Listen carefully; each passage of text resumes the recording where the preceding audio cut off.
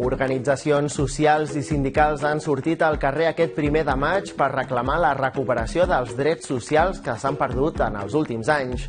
Al Garraf, aquest Dia del Treballador ha estat protagonitzat pels conflictes que han marcat l'agenda laboral de la comarca, com les reclamacions de les treballadores d'atenció domiciliària i, sobretot, per la pèrdua productiva de la fàbrica Mahle. Es posa a disposició de les empreses la segona edició del programa Vilafranca Impuls Empresarial. S'adreça a empreses del territori que vulguin treballar reptes plantejats del seu negoci. Una iniciativa que ofereix formació a la carta i acompanyament personalitzat. I l'Arbó celebra amb gran èxit de públic la 9a edició de la Fira Modernista del Penedès, una mostra que no s'havia programat des del 2019 a causa de la pandèmia i que ha permès que el municipi respiri modernisme i de retruc posar en valor tot el patrimoni modernista local.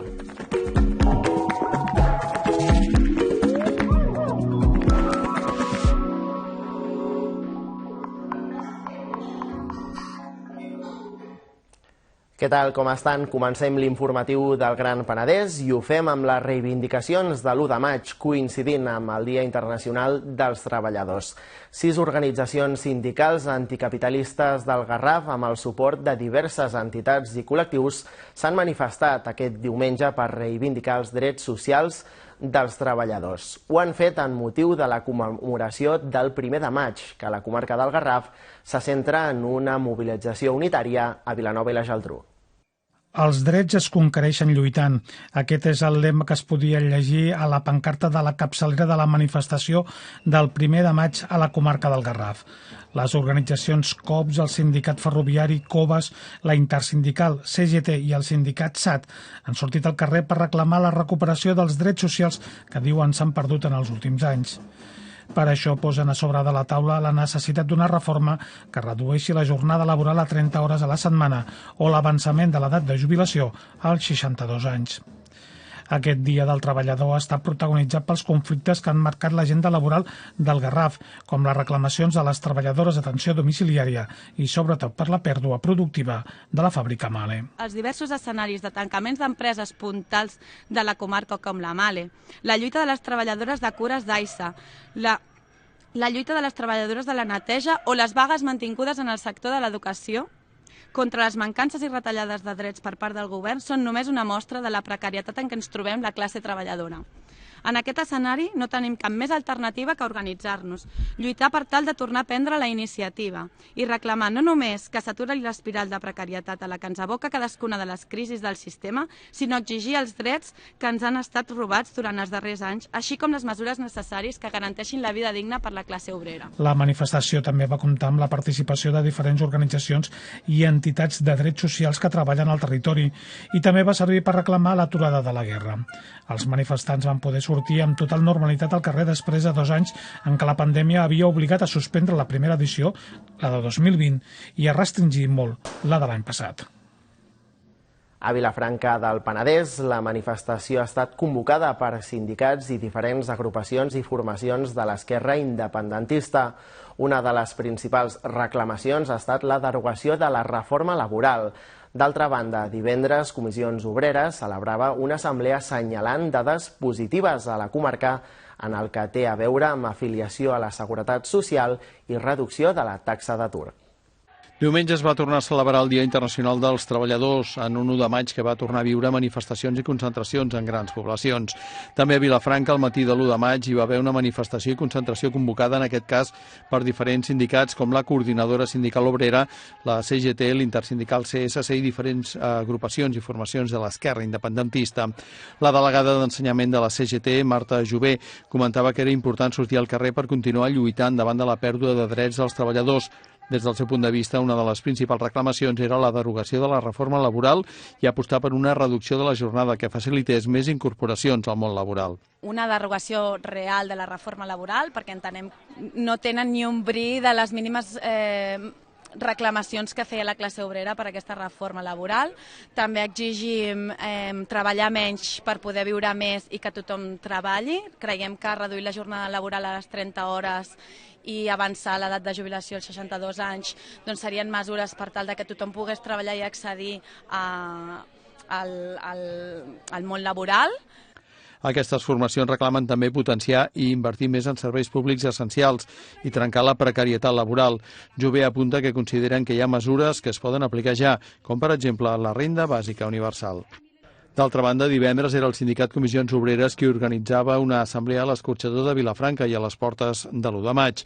El secretari general a l'Alt Penedès, Baix Llobregat, Anoia i Garraf, Josep Maria Romero, apuntava dades positives a la nostra comarca en el que té a veure amb afiliació a la Seguretat Social i reducció de la taxa d'atur. Des del seu punt de vista, la reforma laboral en marxa des de fa 3 mesos està sent efectiva. Posava sobre la taula, però, alguns reptes importants pel Penedès, centrant-se en els joves i les dones i la necessitat també de reforçar serveis públics i el teixit empresarial. Estem parlant de dades rècord des del punt de vista de dades abans de pandèmia. Per tant, podem parlar positivament de que la reforma que ha operat i que porta operant 3 mesos està sent positiva des d'aquest punt de vista. Parlem sobretot de reduir la temporalitat a través de conversió de contractes indefinits i parlem de que millora des d'aquest punt de vista. Igualment, el Penedès té grans reptes per davant. Un d'ells té a veure amb el col·lectiu de joves, de dones o de majors de 45 anys on les dades d'atur no són satisfactòries. S'han de fer polítiques actives que pensin en aquest tipus de perfil de persona, de treballador, i d'altra banda també el Penedès té un gran repte. Bàsicament és consolidar els seus serveis públics, molt marmats també per èpoques anteriors, i d'altra banda també intentar fer polítiques que reverteixin una època que hem tingut els últims anys de pèrdua de teixit empresarial industrial. D'altra banda, Francesc Castellana, d'Economistes davant la crisi i expert en economia laboral, explica que tot i que encara no s'han resolt els problemes estructurals de l'economia i el mercat laboral a l'estat espanyol, les xifres del primer trimestre apunten una certa recuperació de la contractació. Apunta també, però, que cal tenir en compte un seguit de condicionants que fan que la inflació vagi pujant, principalment a causa dels preus de l'energia i la incertesa causada per la guerra a Ucraïna. Que tenim indicadors contradictoris. L'ocupació va bé, el creixement econòmic se'ns ha parat aquest primer trimestre i hem de veure si això, què passa en el segon trimestre i en els altres trimestres, i tenim incerteses davant. La crisi de la guerra a Ucrània, que ens afecta a tota Europa, principalment, no? I els elements derivats en els costos energètics i en els que aquests puguin influir. En aquest context és el que estem. Aquesta reducció dels contractes temporals té una afectació directa també precisament en les empreses de treball temporal com Adecco. La directora de la seva oficina a Vilanova, Vinyet Marzoa, apunta que la reforma laboral no ha estat tan dolenta, ja que resulta bastant equilibrada per a empreses i treballadors. S'aposta per una flexibilitat per a les empreses, mirant de garantir continuïtat als treballadors. Contractes com el d'obra i servei ja no els feien des d'Adecco i l'ocasionalitat ha d'estar, diu, molt justificada. Per nosaltres no ha suposat un canvi molt important, ja que nosaltres ja no veníem fent contractes d'obra, que és un dels contractes que s'anul·la i desapareix, que sí moltes ETTs o moltes empreses estaven fent, però nosaltres des d'Adecco ja feia molts anys que no fèiem. I doncs, el contracte eventual, en comptes d'haver-hi 3 com hi havia abans, ara és un únic contracte eventual, amb la diferència de la coletilla aquesta de la imprevisibilitat i l'ocasionalitat. A més, les empreses de treball temporal poden fer ara contractes fixos discontinus, cosa que fins ara no podien dur a terme. Tot plegat una situació de canvis normatius en la contractació que en general sembla que està aportant dades positives en el mercat laboral i que en els propers mesos hauran d'acabar de confirmar les sensacions de millora i recuperació que s'estan detectant. Encara en l'àmbit laboral, Vilafranca del Penedès posa a disposició de les empreses la segona edició d'un programa de suport per superar nous objectius. És el programa Vilafranca Impuls Empresarial, impulsat pel Servei de Promoció Econòmica i que s'adreça a empreses del territori que vulguin treballar reptes plantejats del seu negoci. S'ofereix formació a la carta i acompanyament personalitzat. Aquest divendres començava la segona edició del programa d'acceleració empresarial Vilafranca Impuls Empresarial, programa impulsat per al Servei de Promoció Econòmica que s'adreça a empreses del territori que vulguin treballar reptes plantejats del seu negoci. La rebuda a inici del programa es va fer a la instal·lació de l'Enològica de Vilafranca per part del regidor de Promoció Econòmica, Joan Manel Montfort. El que volem és ajudar-les a contribuir a tirar endavant el creixement, l'acceleració o el que sigui. No? I per tant el que faran és una formació, tindran un mentor, o sigui, una persona que els acompanyarà durant aquest període de 6 mesos. Hi haurà tutories individualitzades per cada un d'aquests negocis, cada 15 dies, tindrà tots uns plans de formació adequats al repte que ells han plantejat, perquè cada una d'elles ha plantejat un dels objectius que pretén obtindre en aquest projecte, en aquest programa. Participar-hi permet a les empreses treballar per la seva reactivació o creixement. També ofereix formació a la carta i acompanyament personalitzat que es pot allargar fins a 6 mesos. I es dota les empreses d'un banc d'eines, recursos i documentació de suport personalitzats, segons les seves necessitats. En la primera edició del programa hi van participar l'any passat 14 empreses del territori que van treballar temes relacionats amb l'optimització, millorant els seus recursos de negoci, la posada en marxa de noves línies de negoci o la fidelització dels clients. Les valoracions fetes pels participants van ser molt positives. Les empreses van destacar els nous aprenentatges que s'ofereixen. Com a referència tenim a més les dades, vam fer una enquesta de valoració del programa de l'any passat, que va ser el primer any, i realment són excel·lents, és a dir, ens donen una nota mitja de 8,21 sobre 10 i tots els ítems ens estan entre 8 i 9, per tant les persones que van participar l'any passat, que també eren una quinzena d'empreses, en van donar un resultat molt positiu. El programa inclou formació online per aprendre la metodologia Lean Startup i l'acompanyament d'un mentor durant 6 mesos que ajuda a assolir el repte plantejat. El programa està 100% subvencionat per la Diputació de Barcelona i l'Ajuntament de Vilafranca.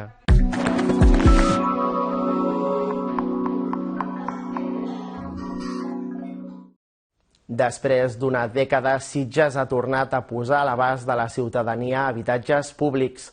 Avui s'hi ha sortejat l'ordre de preferència de les persones que optaran a un pis de protecció oficial. Les xifres d'aquesta convocatòria són un reflex de l'alta demanda.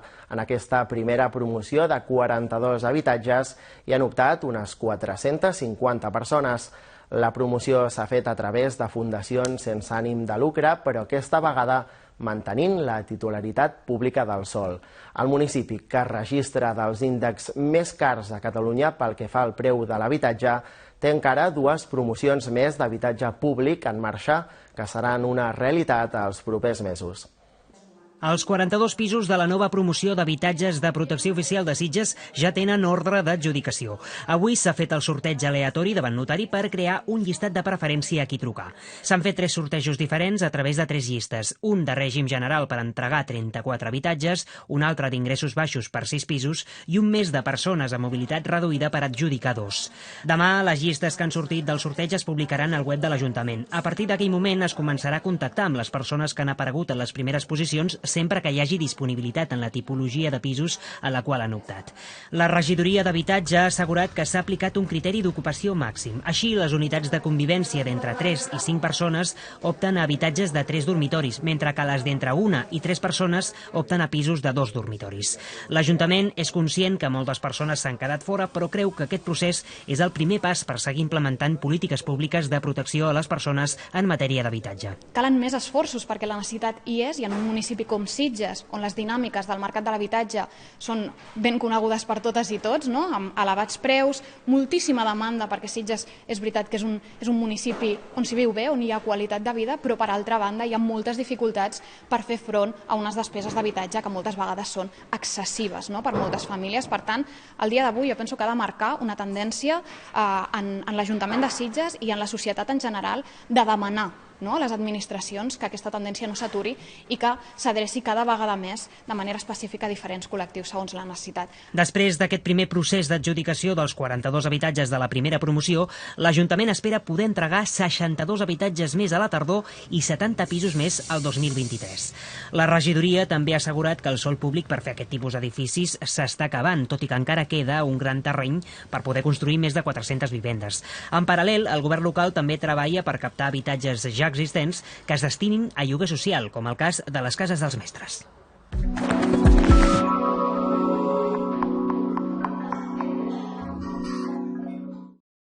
El Museu del Ferrocarril de Vilanova ha acollit una trobada internacional d'entitats que treballen en el modelisme ferroviari.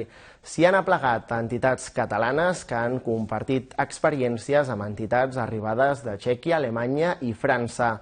Dóna la casualitat que una trobada com aquesta, de fa 50 anys, es va convertir en la gènesi de l'actual Museu del Ferrocarril de Catalunya. Aquesta és una maqueta a escala 1,87 d'un tram de la via fèrria de les costes del Garraf. Al darrere hi ha més de 5 anys de feina.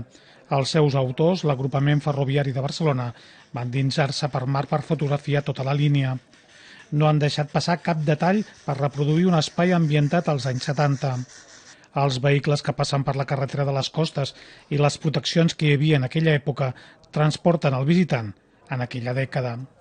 Tampoc hi falten atzabares, margallons i les tanques de fusta. Han fet servir aquesta època perquè en una futura ampliació volen incorporar l'estació de Vallcarca, que va estar en funcionament fins a aquella dècada. El resultat s'aproxima molt a la realitat. Això és per expandit i gravat tant en llima com en cúters i treballat en diferents elements. Hi ha pasta de paper, molta pasta de paper, i els túnels són fets per nosaltres. Els túnels per dins estan fets en la bòveda que tenen i tot. Tenim el projecte en un futur posar també semàfors i tot com són més o menys en la realitat. Aquesta maqueta ha estat un dels atractius d'aquest cap de setmana a la trobada FISAIC, una federació internacional que aplega entitats que fomenten el modelisme ferroviari. Hi havia maquetes de Valls, Hospitalet, de Txèquia, Alemanya i França. A Catalunya, les associacions d'amics del ferrocarril diversifiquen la seva activitat. Per una banda, hi ha qui tracta el tren real, no? I en concret, diguéssim, hi ha una associació que és Amor a la Nova, que és de preservació del patrimoni, que ells restauren material i posen en circulació material real.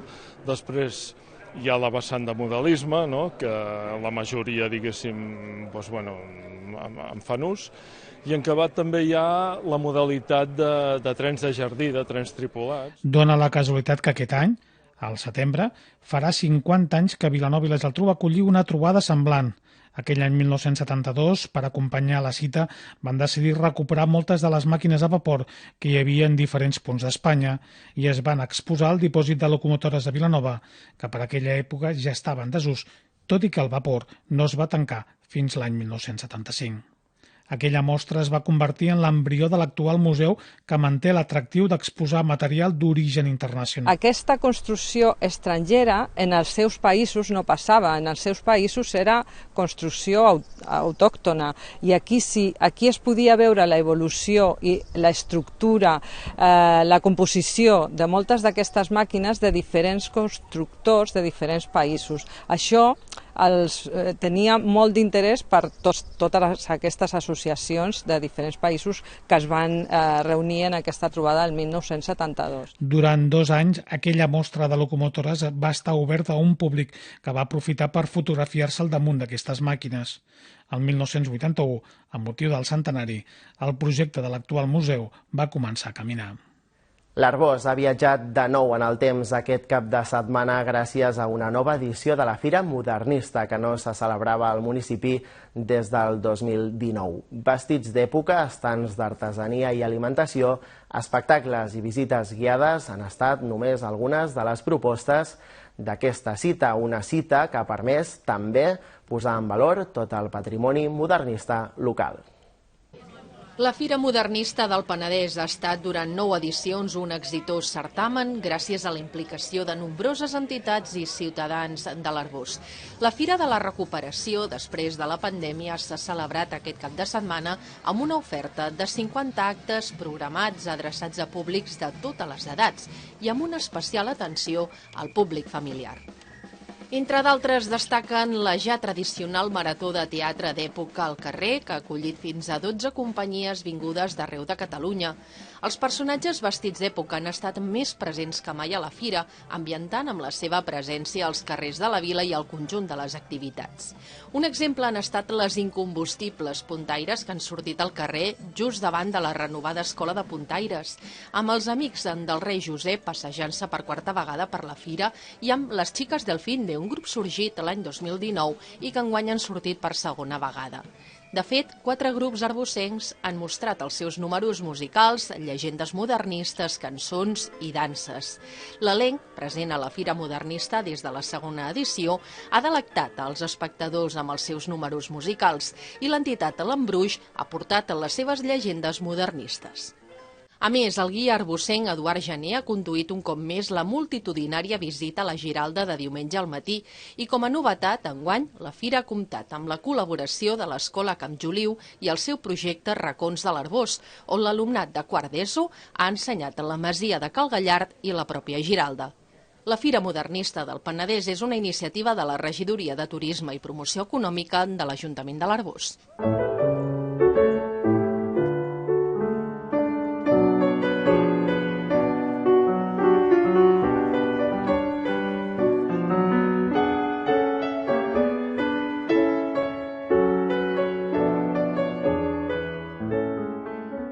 I una altra fira que torna és la Conta va de Contes a Vilanova i la Geltrú, en un format ja tradicional després de 2 edicions alterades per la pandèmia.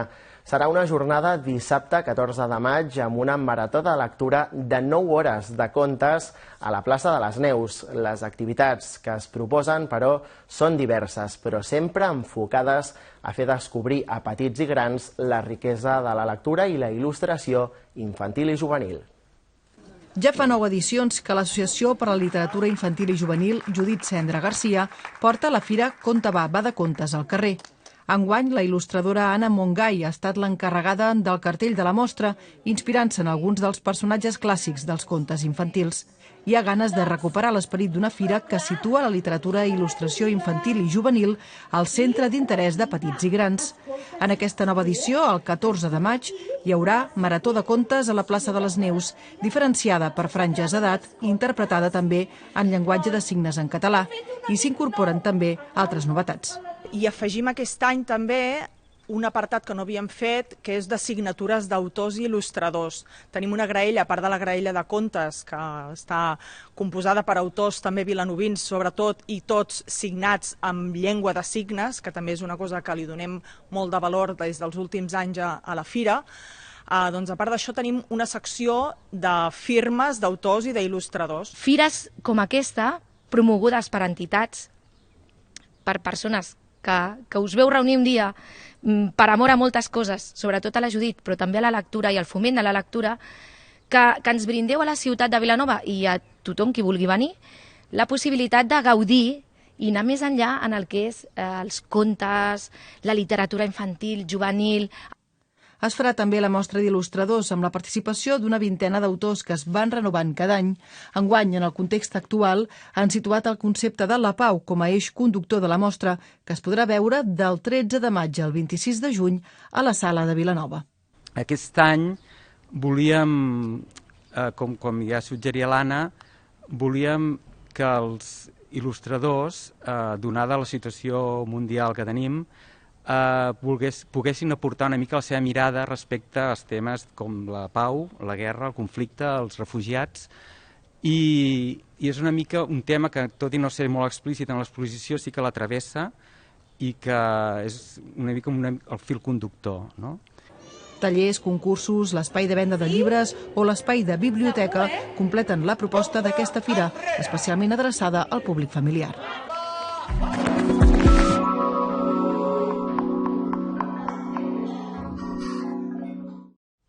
En esports, el Patí Vilafranca es complica la vida i les opcions de play-off descens a l'Hoquei Lliga hi haurà de certificar el play-off en l'última jornada. El Patí va caure de manera contundent per 6-1 a la pista de l'Alpicat.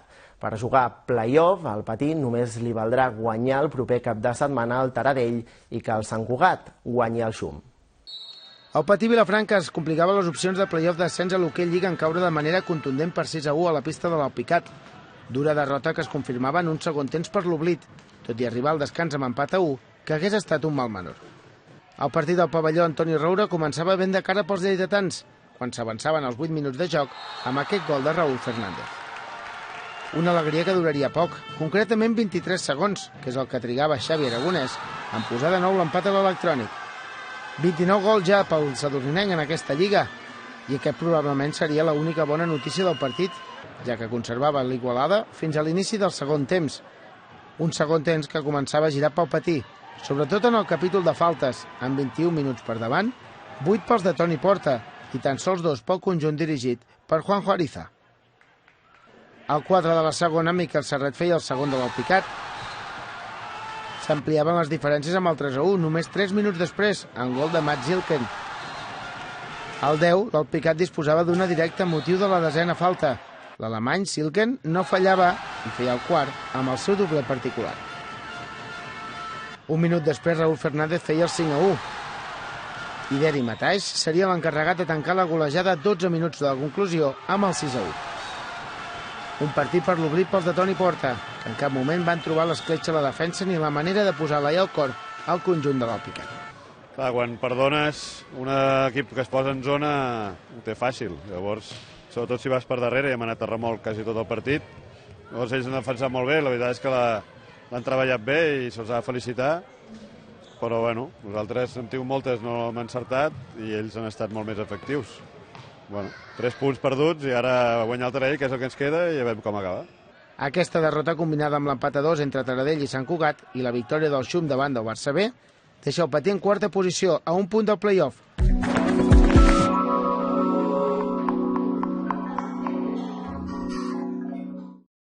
I acabem amb música. La 5a edició del Dansòmetre ha recuperat aquest cap de setmana la dansa al carrer. Després dels entrebancs de la pandèmia, el festival ha tornat amb una edició marcada pel retorn de la dansa al carrer, amb un gran nombre d'escoles de dansa existents a Vilafranca que han mostrat la diversitat i riquesa d'estils que es ballen a la vila.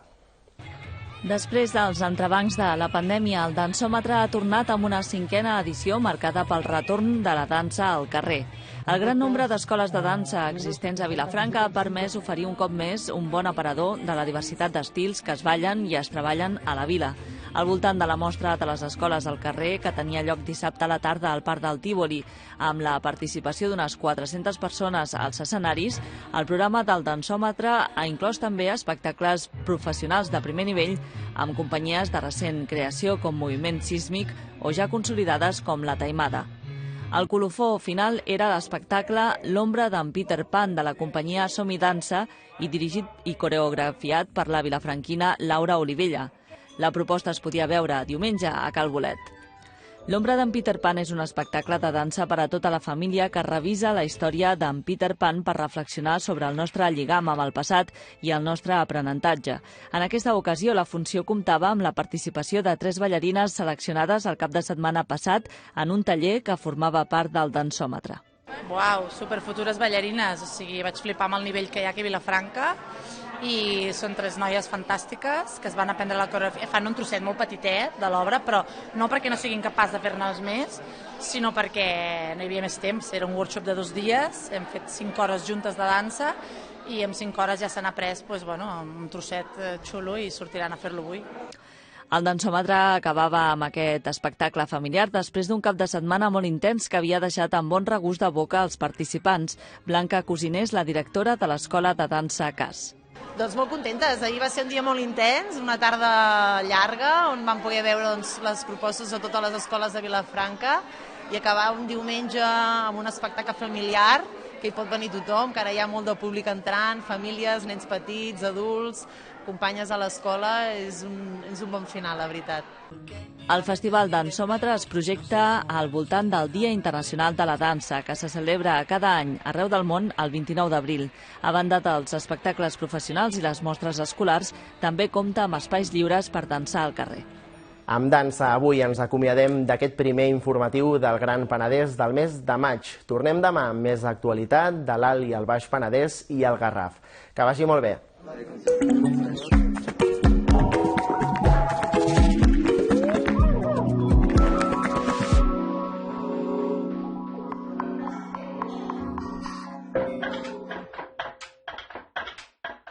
Música